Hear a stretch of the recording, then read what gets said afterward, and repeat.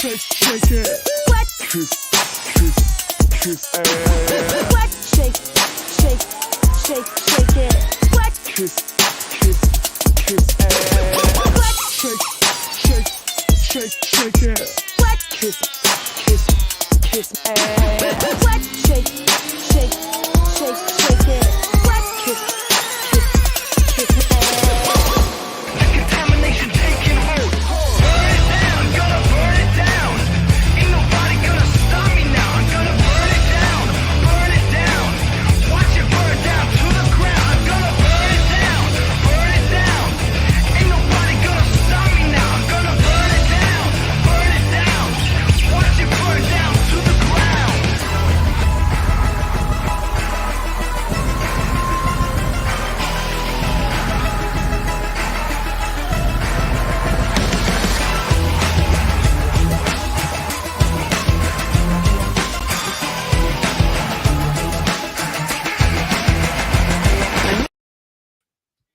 Good afternoon, everyone. I hope your Friday is going amazing. This is something. This is something pretty important to me. If you don't know who Amethyst Moon is, also known as Hoodie and a Crowbar there in the chat. But if you don't know who she is, you really are missing out. And I'm going to try not to get emotional. That's why I put my thoughts and words into a video that I'm going to play for you. I want to give a warning ahead of time for anybody who may not be prepared for the content. This is not my normal style of content, but it was important for me to allow her to use my page to tell her story. And what she's already told to the internet before, but just to be able to put it together in a Nunya timeline fashion, I guess, would be the best way I could describe it. She needs our help, and the community is already, taking the steps forward to help her and to be an ally to her in this process. And as she continues to take her voice back and use her voice to speak up for so many people who have lived through some of the same traumatic experiences as she has. I just want to stand beside her and encourage her to still use her voice. I think this is going to be a good video for some of the content creators out there who do cover true crime. You're about to hear a story straight from the victim and how it affected them and how journalists impacted their lives in multiple different ways. And this is just a short version of that. I will give you another warning. If you don't have tissues out, you may want to grab a tissue. If at any point in time this gets to be too heavy for you, or this content gets to be too heavy, please take care of yourselves and please check out if need be. All right, I'm going to be silent now. Here you go. Thank you for joining us.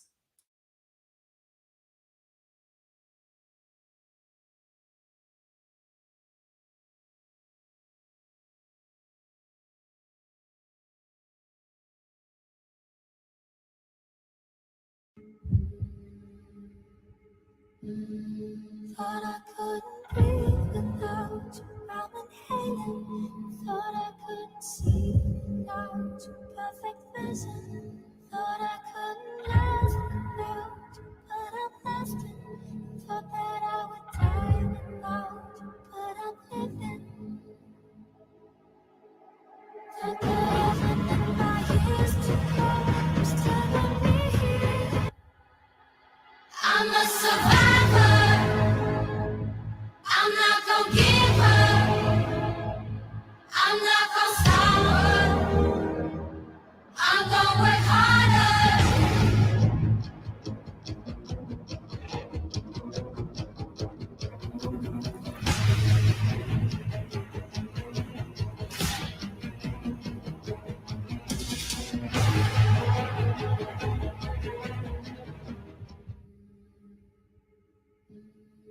Thought I couldn't breathe without you. I'm inhaling. Thought I couldn't see without you. Perfect vision. Thought I couldn't. I was in a domestic violence situation. I had a child that was under the age of 1, and I needed to go. I was in the process of trying to get away from this person. I had been with him since I was 14. He was 19 at the time that I met him, so it was kind of weird. But I left home. I lived with him and his family, and I was abused and abused and abused and abused and abused repeatedly, to the point where my first pregnancy I lost from the abuse. I've had a broken nose, I've had bruised ribs, I have had multiple injuries. I had multiple injuries from this person. So what happened on the night that the essay and the kidnapping happened, I went to my dad's to pick up documentation that I needed for my child and I to leave the situation. From there, I went to the store because I needed to get formula for my daughter. This took quite a bit of time because I had to take a bus and it was from one city to another city. And so I went and I did all of that. And then I went to the bus stop and I sat and I waited and I waited and I waited and no buses were coming. My dad and I had argued and he refused to give me a ride. So I just waited. This was like the area was very dark. There was construction going on in the area. And I had multiple men pull over, ask if I wanted a ride. Every single one of them, I said no. A car pulled up and asked me, the person in the car asked me if I could give them directions that they were lost. And again, it was dark, there was no lighting. So I said, sure.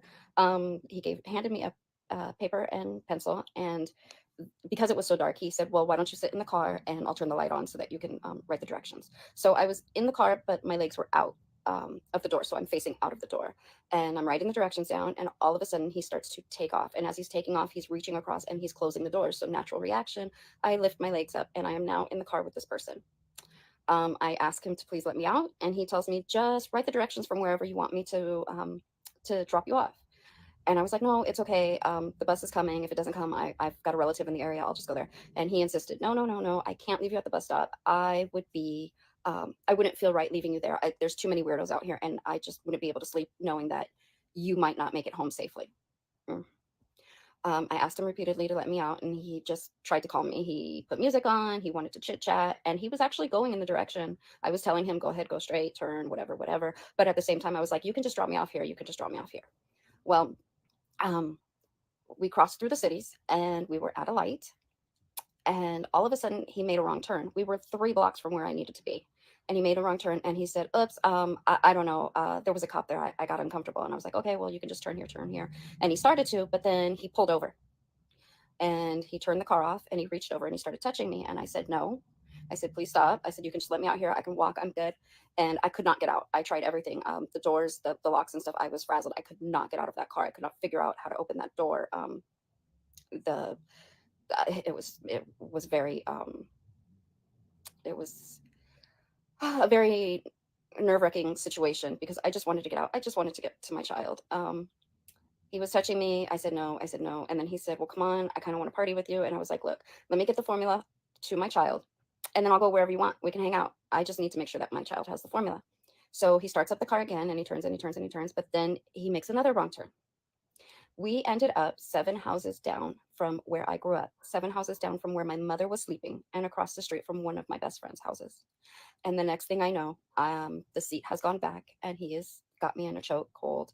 Well, he has my throat with his hand, and he is insisting that I take my pants off. So I'm not going to go into details, but it was vicious, and it happened repeatedly. Then he went into a panic and he started to drive, and he still had me laying back. He would not let me sit up. He had me laying back. He had his hand over my eyes and he was telling me to do certain things to myself. And he was telling me that he wasn't sure what he wanted to do with me yet, if he still wanted to play or if he wanted to leave me dead in a ditch. Basically, he just wasn't sure what he was going to do with me. So hand is over my eyes and he is frantically trying to figure out where he's going. So I start counting the turns and trying to figure out where we were. When I realized that there was light shining kind of like through his fingers, I just told myself, you have to do something. You have to do something. You're not going to let this person have control. So with one hand, I pulled myself up. With the other hand, I reached across and I grabbed his face. And when I was kind of stable, I grabbed the steering wheel and I crushed the car into the curb. And he went into an absolute panic. And I was able to, the doors unlocked and I was able to get out. So that is in a nutshell, that is the incident. The incident was approximately 3 to 4 hours. And he had everything. He had my purse, which, as I stated, I had gotten documents from my dad's house, which was birth certificate, social security numbers. I mean, he had everything. When I jumped out, I was in a shirt and my shorts were hanging off of me. I had to pull them back up. And he had everything of mine. He had my keys, he had everything. So he went into panic mode. He got back in his car and he took off. And I ran to the closest place that I could see where there were people around, and it was lighted and there was lights. Um, I didn't want anybody around me, so I was just in tears and I was saying, "I need help, but please just don't come near me. But I need help. I need help." There was a couple that walked out, and the guy was genuinely concerned. So he asked me, "What can I do?" And I said, "I just need help. I need help. I was raped. I need help." Um, and his girlfriend started, or wife, or whoever she was pulling on him, saying, "Just leave her alone. She's weird. Something's wrong with her. She's got mental issues or whatever."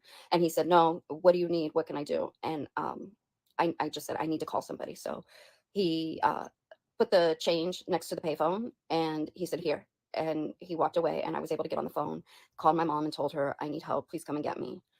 She came to get me, and we went to the first hospital, and the hospital did not deal with SA cases. So they told us where to go. And at that hospital, when I was explaining everything, there was confusion because like I said, we had gone through a couple of different cities and we were on the border of another city. So when the police came, it was literally 4 different police departments that showed up, and they were frustrated and they didn't want to be there. And it was very, very disrespectful and sad that they would treat a victim the way that I was treated. Comments were made like, "Are you sure you just didn't want to get roughed up?" Or, "What were you really out there doing?" I mean, it was bad. The city that ended up taking it, the police department, was actually the city that I lived in, and the cop made the comment, "Oh yeah, I already know this girl. Her dad is, drug addict and this and that. We deal with him all the time, and her boyfriend are constantly, getting into. He roughs her up, and she goes back." So they already had it set in their mind that, she must have asked for it. That type mentality. So I went through all the process at the hospital, and I must say that the SANE nurses were wonderful. The doctor that did the forensics was amazing. I mean, he kept my attention on things so that I was not freaking out. Um, it was they made it as comfortable as possible, I have to say, and I'm so thankful for that. I did have several injuries. They did have a lot of evidence. I was able to do a sketch with a sketch artist with the police department who actually also worked for America's Most Wanted. Very, very good sketch artists, took their time with me, and I was very comfortable with them. But because they already had this idea of, we already know her and her situation and everything, the case went cold. 12 years. 12 years. I begged, and nothing. It fell on deaf ears. It wasn't until an detective that was in the process, he was going to be retiring. So he decided to go through several cold cases that they had, and he ran the DNA, and bam, there was a match. It turns out that the person that did this to me was convicted for doing this to 2 other women. And it was 2 years after what he did to me. He has admitted to doing this to 5 women, but he's only been convicted of 3, including me. Um, so that's kind of where we were at. I believe that if they would have paid attention to me, if they would have taken the case seriously, then those 2 other women may not have been victims. We need to do better. We need to do better for the victims. We need to do better to prevent this from happening. Voices need to be heard. That's a shortened version of the story that Amethyst has to tell. Let's hear her talk about what it was like when journalists got a hold of parts of her story. That story was the information that was released from the court to the journalist was absolutely incorrect, and the story that was one of the articles that was written and put out was absolutely disgusting. Even if the information was true in it, it was just disgusting how a female would do that to another female.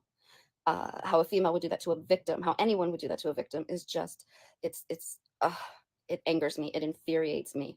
The constant re-victimization of someone who is already trying to deal with a traumatic situation. I've been in a couple of different situations where my information was released by,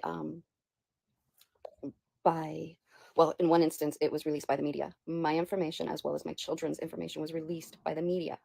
Full names with them outside of the home and the address viewable for everyone to see. And we were the victims, and we had to deal with the most ridiculous and scary situations. I eventually had to move out of there because people were actually damaging the property because they were upset about the way things were reported was just not correct. There were a couple of news articles which I'm going to share with you all. One of them is very poorly written, and they actually had to turn off and erase all of the comments because people were saying the most vile things about me, stating that because I had children and all of this, well, it really didn't do much to her, and this didn't affect her and whatever. Very, some other sickening comments that I won't even say on here, but they ended up deleting and taking the comments off the news articles. There was another article, a follow-up article written by another journalist who did an amazing job, and he actually he asked me after court. He approached me and said, "Okay, I want to do a follow-up piece, so that the facts are put out there, and I want to interview you." So we did that, and he actually allowed me to read the article before it went in for edit and print. So that was very sweet. I'm going to share those articles with you. What a difference in those experiences, that the person who cared about listening to the victim's story and wanted to hear the victim's story and give the victim the space to have a voice, what a difference they made.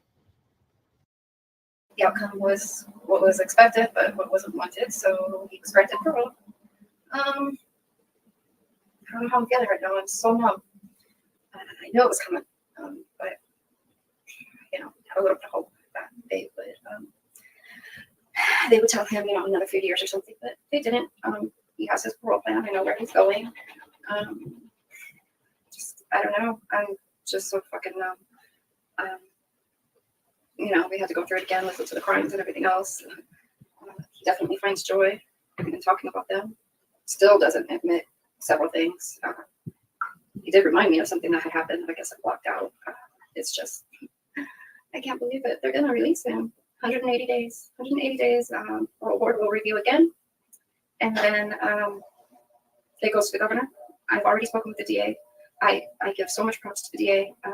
The two that I worked with, I mean, amazing, absolutely amazing. And they've been a great support system, much different than the DA that we had when we went to court originally, where she told me that I was just basically a piece of evidence and she wasn't there for me. In March of 2023, Amethyst received notice that her monster would be going up for another parole hearing and potentially facing the ability to get out. In November of 2023, she stood before the parole board and spoke on her experiences that she had had and the trauma she experiences to this day as a victim. That day, Amethyst stood before the parole board and she took her voice back. She was no longer willing to allow herself to be a victim. She was going to be a survivor. She took to the YouTube streets and got help from the community to help fight against this monster's release. Well, unfortunately in California, the Youth Offender Act came into play. And the fine print in that act allowed for him to become eligible for parole now. He was actually denied parole in 2021. In May of 2021, he went before the parole board. He was denied. They said denied parole for 5 years. Well, because of our system and how it works, he was actually able to get an early parole hearing in 2023. So March, he was notified. May, they made the decision that they would actually have a parole hearing. November, he was granted parole. From that point on, there's been about 100 and so many days. So it goes 180 days. Then the governor, looks at the case. That is what we are attempting to do, is get Governor Newsom to actually do something. So in November, it was 180 days. So what happens is it goes before the parole board and then it goes to the governor in 180 days. So we have about 100, I would say we have 60 to 75 days until that 180 day mark. And then as soon as the governor signs off, he'll be released. So I would say mid to end of March, April-ish probably. So that's why we are going to attempt to get the governor to, he's kind of our last ditch effort. He can make a decision to review and keep him there. So that's our last ditch effort. The call to action was put out to the community, and the Islanders and others in the community went to work. They sent email after email after letter after letter. Nonsense made TikToks every day tagging the governor, Newsom. Other people made videos to assist, shared videos. People shared videos on TikTok to get the governor's attention. Is there any good update on your monster? That's a good update. There is no update. still fussing and fighting with the governor, trying to get his attention. I'm all over X, TikTok. We've been Beautiful Nonsense is over here doing the best she can. We all are doing the best we can. I'm hoping to hear something soon, but DA says so far nothing. Yes, we're going to continue. So because of a combination of all of the different things, all of the social media, the emailing, something happened. We don't know exactly what got his attention or exactly what clicked for Governor Gavin Newsom. But Governor Gavin Newsom, as of last Friday, a week ago, almost as of tomorrow, he requested a full review. Let me show you. Just one second. I'm going to show you what this looks like. Now, this is public record. You can go look at this yourself too. This is his file, and you'll see here in the box, it says March 8th, 2024, last Friday. Governor's referral to the full board for review. The governor referred the incarcerated person's parole grant for review by the full board. Governor Newsom, thank you. Thank you, thank you, thank you. If you ever happen to see this, from the victims that I'm going to say thank you for, because that's what I'm going to do. I'm going to thank you from all victims across the country for actually listening to this one situation and doing something. So what happened now is he requested a full review. So what that means is now there will be a full review by the board. So that happens the third week of April, which is about the 15th or 16th of April, at which time the full board will review his file. They've already been instructed to start reviewing his file. On April 17th, Amethyst will go before the review parole board with others from the community alongside her. How you can help at this point is, if you're a therapist, if you're a court advocate, if you're a victim's advocate, licensed in the courts or certified in the courts, whatever it is, you can come, you can stand by her side, you can speak up at this hearing to help keep this man from getting out of jail and being an absolute risk to his community, in my opinion. If you can't, if you won't do that, you can send absolute positive, strengthening vibes to Amethyst that day. Be with her in your thoughts. Be with her in your spirit that day. Because if it's happening to one of us, it's happening to all of us. And she does need our help. Thought I couldn't breathe without you. I'm inhaling. Thought I couldn't see without you. Perfect vision. Thought I couldn't last without you, but I'm lasting. Thought that I would die without you, but I'm living. Thought that I would fade without you, but I'm on top. You're here, even in my years to come. You're still got me here.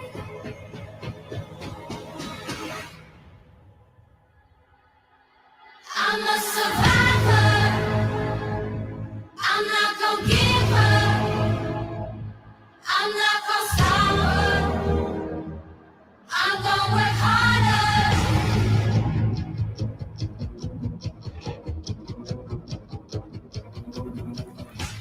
If you want to be an advocate and if you want to tell a story or consider yourself true crime, then it's your responsibility to fact check. It's your responsibility to ensure that the victim is all security measures have taken place. You are responsible and you should show compassion to that victim. Want to get if you want to make people aware of these things, then take responsibility and fact check. Take responsibility, redact information, take responsibility. That's all. It's very, very simple. There should be no rush to get information out. That's how things get twisted. That's how people get hurt. Well, I waited for them to catch this person that kidnapped and raped me. So there were a few traumatic events that happened in between. I just want to give like a full picture so people understand when victims go through a traumatic experience, life doesn't just stop. They don't get a moment to breathe. Often we just build a wall and keep moving. We pack that bag, we keep moving. And someone such as myself that was kind of in a tornado of things that were happening all around me, it's just bag after bag after bag that you're packing. I never wanted to be a victim. I never wanted to be in a DV situation. I didn't want to be raped. I didn't want for any of these things to happen. I don't want these things to happen to myself or to anyone else, but these things happen. And sometimes when we're in a bad place and we become vulnerable, and abusers take advantage of that. They can see when someone is vulnerable. They can see when someone is an easy target for them. So I'm just giving, like I said, the events that happened, some of the major events that happened in that time period, so that you can see it was one thing after another, and it was just, it was too much. And so I have a lot of ads to unpack. Thought I couldn't breathe without you. I'm inhaling. Thought I couldn't see without you. Perfect vision. Thought I couldn't last without you, but I'm lasting. Thought that I would die without you, but I'm living. Thought that I'm a survivor. I'm not gonna give up. I'm not gonna stop. I'm gonna work harder.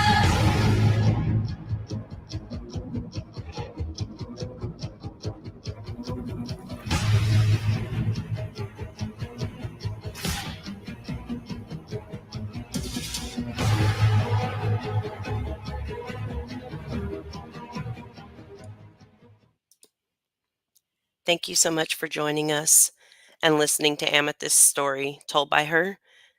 There are descriptions and links in the, there are links in the description where you can hear these full videos told by her, for her telling her own story.